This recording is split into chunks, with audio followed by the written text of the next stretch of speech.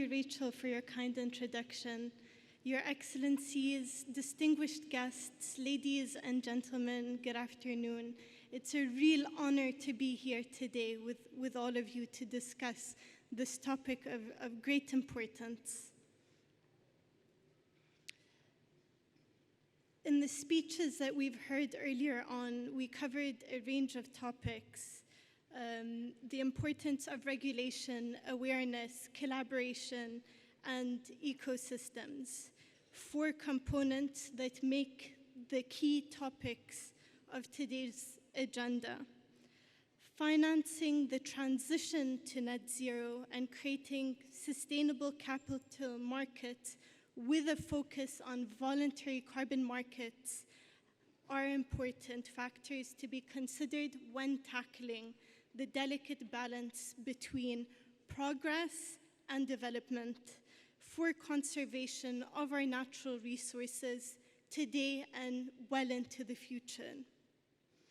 As you may know, I am extremely passionate about sustaining our delicate environment, and I believe that our economy and our environment, global economy and our environment, are interconnected and should work in symbiosis.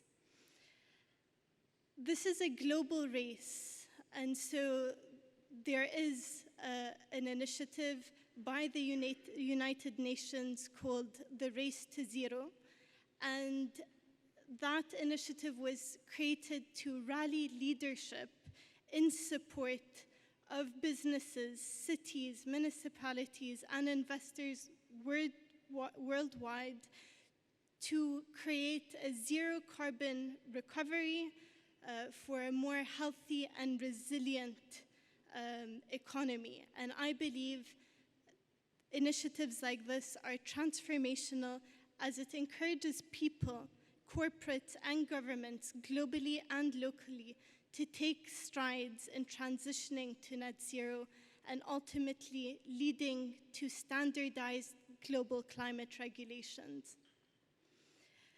This also prevents future climate threats. It creates decent jobs and unlocks inclusive, sustainable growth with the goal of achieving net zero carbon emissions by 2050 at the latest. This could easily be seen as the race of our lives. As the founding father of the UAE, my great-grandfather, Sheikh Zayed bin Sultan Al Nahyan, may his soul rest in peace, once said, "Future generations will be living in a world that is very different from that which we are accustomed.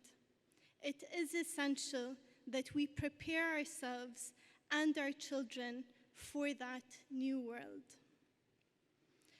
When we consider the current destabilization of our planet, the issues surrounding the topic of sustainability feel both extremely difficult and terribly burdensome, which often discourages people to identify solutions to these challenges. Therefore, it is important that we acknowledge the grave responsibility we have, not only for our future generations, but also for every living creature that we share this planet with. Climate change has caused chaos and has affected millions of people already this summer. And that is with only a 1.5-degree increase in temperature. To mitigate these harmful effects of rising temperatures and catalyze climate action now, we recently launched the UAE's Independent Climate Change Accelerators, a non-partisan think tank to fast-track our transition towards a green economy. I am incredibly proud to be leading this new organization as we bring together the public and private sectors, the third sector, academia, global NGOs, and relevant international organizations to drive policy change and to enable collaboration, cooperation, and innovation. At COP27 in Egypt, I was honored and humbled to hear from the UAE delegation about the significant steps being taken right now to tackle climate change globally, including the release of the Net Zero Guidelines, which has considered the recommendations of 1,200 experts globally. It was heartwarming to hear that there is a global focus on cracking down on greenwashing when it comes to achieving net zero outcomes. As Her Excellency Mariam Al-Meheri, our Minister of Climate Change and Environment in the UAE, has repeatedly highlighted, the UAE is committed to developing a sustainable nation, altering reforms and policies to accelerate net zero carbon emissions. However, we cannot win this race by racing alone. We must collaborate locally and globally to create a healthy, zero carbon future. This is our collective duty. When it comes to reducing carbon emissions, the United Arab Emirates, in accordance to the United Nations Framework Convention on Climate Change, is a non-Annex I country, and we are not obliged to reduce emissions.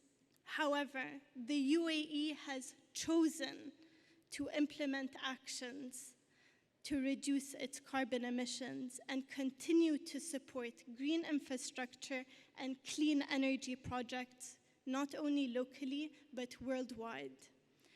And this is by expanding the role of low-carbon technologies in the economy and investing in renewable energy and nuclear power.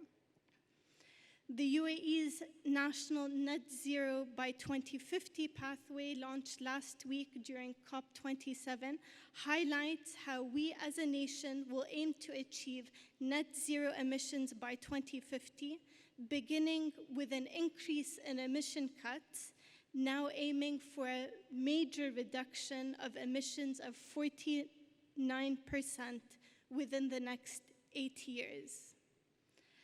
A major factor of the implemented initiatives to reduce carbon emissions is a significant improvement in air quality by reducing pollution rising from industries, energy, transportation, and thereby ushering a positive impact on public health.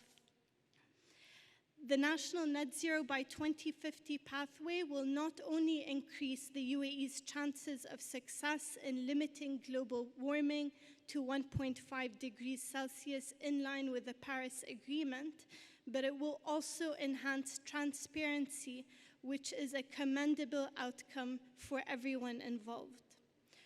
We must also understand that the race to zero is not just focused on what governments are doing to reduce carbon emissions. With the Middle East and North Africa regions among the most vulnerable to the effects of climate change and warming at twice the global average, it is up to every stakeholder to play our role, be it corporates, municipalities, investors, and individuals. And with climate disasters in the Middle East and Central Asia rising faster than anywhere in the world, there is an urgent call to action now. A call regulators are all too aware of, which is why collaboration is key to success.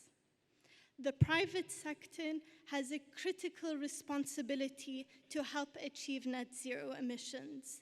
Businesses can no longer afford to turn a blind eye to its role in these efforts or use greenwashing to hide from their responsibilities. While large businesses in the UAE, such as Etihad, ADNOC, E&, and Majid Al Futtaim, are taking actions and have defined roadmaps to reduce emissions, increase renewable energy sources, and scale low-carbon technologies, there is still much more to be done. Businesses must begin implementing ESG reporting and announcing their commitment to net zero emissions with a defined roadmap and policies with science-based target settings that validate their commitments. With the Middle East particularly under the spotlight when it comes to climate change, it is a unique opportunity for us to host the next COP summit here in the UAE. It is therefore paramount that we shoulder our responsibility towards the planet that we call home. While it may feel overwhelming right now, a race is best broken down in achievable components, which is simply placing one step in front of the other. Our ability to tackle the challenge of climate change and deliver the tangible results required to mitigate and adapt to net zero depends on the active participation of all sectors. Success, however, is team sport, meaning it cannot be achieved if the onus is put on one stakeholder, be it a given sector, regulator, business, or individual. We all must play our role and fulfill our responsibility towards a healthier planet and the future of humanity locally and globally. With that, I would like to conclude and challenge you with this question.